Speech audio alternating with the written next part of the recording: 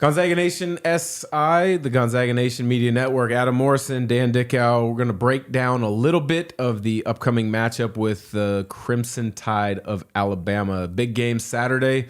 Gonzaga travels. It's not an on-campus game, which I wish it was, because I think that would add a little bit more to the excitement. But it's in Birmingham, about 45 minutes to an hour outside of Tuscaloosa. Adam, you've played in a lot of big neutral site games. You've played in a lot of big on-campus games. Do you like the fact that this game is in a neutral site, although it's so close to Alabama's campus? Yeah, I mean, I've played in, like you said, we played a big one against Oklahoma State when I was a sophomore. Played in what's the Ford Arena or whatever in Oklahoma City or whatever it used to be called. To me, it didn't really matter. It's obviously you're gonna. Whoever's geographically closer, they're going to have the home court advantage. So, I mean, it didn't really matter to me, I guess. Well, this is a return game from last year, the battle in Seattle. Yeah. So neutral. Yeah. Yeah, neutral. And then Gonzaga's got that series with Kentucky where a couple are at home, couple are neutral sites. Yeah. What do you remember about this Alabama team from a season ago? Because they're playing a similar style. They've just got a few new pieces. Yeah. Super guard heavy, run up and down the floor, space you out, play extremely fast defensively, kind of climb up India, but not at the peril of, laning out too much. That game that we played in Seattle was, they beat the crap out of us. It was no other way to put it. The game was over at halftime, even though the score wasn't saying that. It was like, holy cow. So, yeah, this is a very good basketball team. This is a great opportunity for us to try to get one more resume-type win. Obviously, St. Mary's is good. BYU is always in that category as well, talking about going into the conference. But this is kind of our last chance to get a, resume-type quad one type win. So it's a big challenge for us. This team is very good. We talked off air, but we just might as well talk about it now. They're super analytical. They shoot a lot of threes. I think in one game I saw they shot 37 or 34 or 37, which is crazy. But if you make 13 to 15 of them, you can blow people out in effective field goal percentage, all the analytic stuff. So it'll be interesting to see how we react to that style. And then, most of the guys from last year were on the floor during that game and when we got our asses kicked. So hopefully they have that in the back of their mind and play harder. Yeah, they definitely took it to Gonzaga last year in Seattle. And they play such a unique style. You touched on it. It's literally, and I've gotten to know Coach Oates a little bit over the last few years because I called a Buffalo game when he was a head coach there. And you would actually like this story because I know you like the underdog.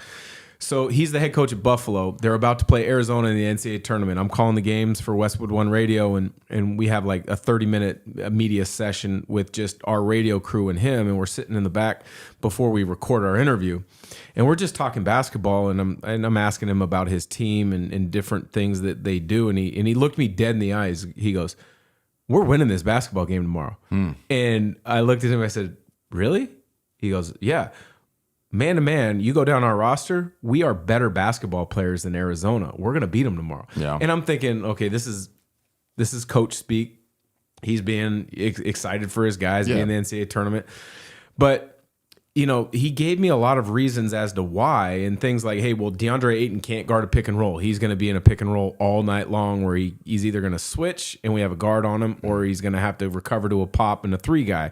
Because they had a 4 and a 5 that picked and popped because they spaced it. And lo and behold, like 6-7 minutes into the game, I'm like, you're gonna win. Good Lord. Yeah. He's right. Like Arizona just couldn't hang with them because they spaced the floor. As you said, they shoot a ton of threes.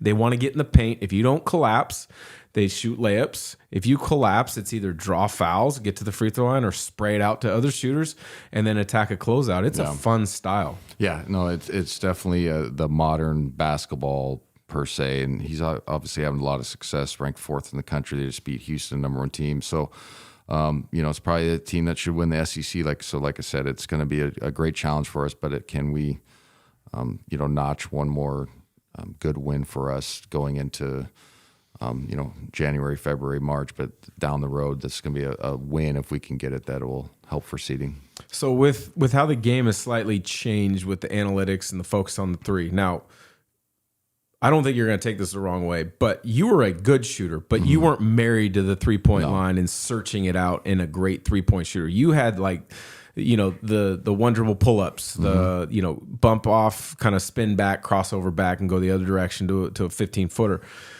What would your attack mindset be if you had a coach that only wanted threes and layups? Well, obviously you adjust to get on the floor, but I mean, if they're good shots, you have to take them within the context of the offense. I mean, I experienced it a little bit in Europe. You've seen it, guys get by a guy and it's like, oh, layup, and then they sprayed out. And when you first watch it, you're like, that's a bad play, but analytically, it's the right shot. Now, taking away, I think. Probably 10 years taking away the mid-range jump shot, and just the skill of that for youth basketball has been bad, because you watch some like AAU games or even high school games, like kids can't make an 18-footer, they can't make an 8-footer. Yeah. Or, but sometimes it's like literally the shot that's presented to you, and it's not a bad shot. It's in the context of the offense, shot clock's winding down, blah, blah, blah. So, I'd be fine with it with a staff, but my style obviously wasn't that, analytic. Like the only guy we ever told a bunch to shoot, that volume of threes was, they told Derek Ravio my junior year to shoot 10 a game. And that was wild to think. Those numbers back then were astronomical. Yeah, it was like wild. And now it's like, if you have a guy that can shoot at that clip, it's like, yeah, you should probably, why take a 17-footer? Just get to 19.9 or whatever it is now and shoot it. So it's weird. Like the kid we played last night for Northern Illinois, his first game, he shot 23s when he joined them. The little point guard. David Coit, Yeah, he shot 23s in a game. And okay, you know what I'm saying? Like freedom. Back then it would be like you probably get punched in the face in the locker room unless you were making them. Yeah. Like, what are you doing? You know what I'm saying? It's a bad shot, but not now. I mean, guys have gotten more skilled, and it's become more of a, like you said, an analytic driven factor, or the mindset of the team is, all right, effective field goal percentage, we could shoot 40 from three, but really it's like 47 overall, blah, blah, blah. So yeah, it'd be interesting to play for a coach like that, but it is weird watching some games, and especially at the younger levels, even college, you're like, why doesn't that guy just shoot a 16-footer? He's wide open. And it's like, it should be a makeable shot, and guys just don't. They just go all the way to the basket, or they shoot a three. And I think that's one thing that I think the game will trend back to, at least I hope it does. It trends back to, hey, take the best available shot. Yeah. You can still really focus in and try to get those threes and those paint touch layups, but take what's presented. Well, I think it has regressed a little bit to the mean, a little bit, as far as like, even if you watch the NBA, like not everybody jacks threes as much anymore. You know what I'm saying? Everybody's kind of slowed down. Like, all right, we need to, you need to be able to make an 8-footer because they're going to take it away. And like, and the counter to that is always like, well, the Warriors always shot the best in the league from two. Yeah. You know what I mean? Oh, they shoot threes. Like, well, actually, and they would show the stats, be like, we shoot like 65% or whatever from two. So go ahead and lane out on us, and we'll just get 60, and then we win. So there is a counter to, just jacking up threes. It's obviously taking, like you said, the best available shot and knocking them down. So Coach Oates at Alabama is an interesting story. It's fun to follow and track, because he was coaching high school like 10, 11 years ago in Detroit. Won a couple state championships. Then Bobby Hurley took him to Buffalo.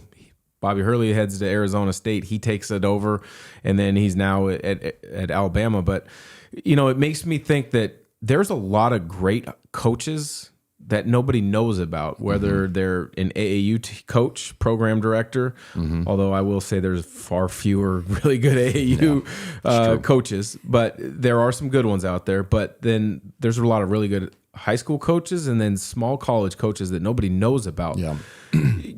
Give me maybe an example of a great high school coach, or maybe a lower college level coach that you think has done a tremendous job, or maybe impacted you in how you look at the game. Well, just locally, obviously, this is going to be a Spokane reference, but like Wayne Gillum is a legend here. Coached at Ferris for years, won a couple state titles there, probably multiple, but I know of two at least, and got to a bunch of state title final games as well. So Wayne Gillum, obviously Glenn Williams, who coached me. And then the guy that I always was always impressed with, another local one, was Matt Logie, who was at Whitworth. Yeah. And he was a D3 coach and analytical too, and I'd go watch their games. They just ran good stuff. The vibe was always good. I think he moved on to a D2 job, but it was like this guy could coach Division I somewhere. You know what I'm saying? And part of that is, I'm not speaking for his situation, but like sometimes it's luck of the draw. Like the coaching tree you're attached to, if that guy doesn't succeed, then you get buried somewhere else. You know what I'm saying? And a lot of it's luck. There's plenty of good coaches. Like if you ever watch like the D2 national championship, that's always on CBS, and you see, you're like, how's this guy's grinding out here? Like if you're an AD somewhere, like I'm going to those programs and like be like, hey, do you want to take like a mid-level D1 job and see if you can turn it around? And it would be a stepping stone for you, but it'll help us as well, and we don't have to pay you much. You know what I'm saying? That's what I would do. Well, no, those are a couple really good points. On Matt Logie, I 100% agree. I was at many games at Whitworth as well. He's at Point Loma now, Division II. Yep. But his grandpa was a legendary high school coach on the west side, Mercer Island. So he's kind of always had that coaching background to him. Yeah. But then you talked about a Division II team in the title game. Well, I've called the radio championship game for D2 about 3 or 4 times, and Northwest Missouri State, remember this name, Ben McCollum. He might be the best offensive coach that is not in Division I basketball or that you haven't heard of. Yeah. The way that they play is selfless. The spacing is perfect. If you get a few down minutes, just Google Northwest Missouri State. Some of the offensive possessions, you'll be like, man, that is fun. Yeah, the way they basketball. play, it's unbelievable. Sweet. So, well, here we go. We're up against the clock. Gonzaga at Alabama in Birmingham. I guess last thing, Gonzaga wins this game or no? I think they have a very good opportunity. Drew Timmy's got to play fantastic. Obviously, our perimeter guys got to make shots. You can beat a team like that if you take away the 3 ball and make them put it on the floor. I think part of it from last year's game was just energy and toughness, and I think our guys' antennas will be up. I think Gonzaga has a great shot to win it, to be honest. Yeah, I think they're trending back in the right direction. I think the toughness factor has definitely improved because of that gauntlet that they played. And I was at practice a few days ago. Coach Few has their attention now. Yeah. And they get through finals. It's all Alabama preparing when they get down there. So for Adam Morrison, Dan Dickau, this is Gonzaga Nation SI on the Gonzaga Nation Media Network.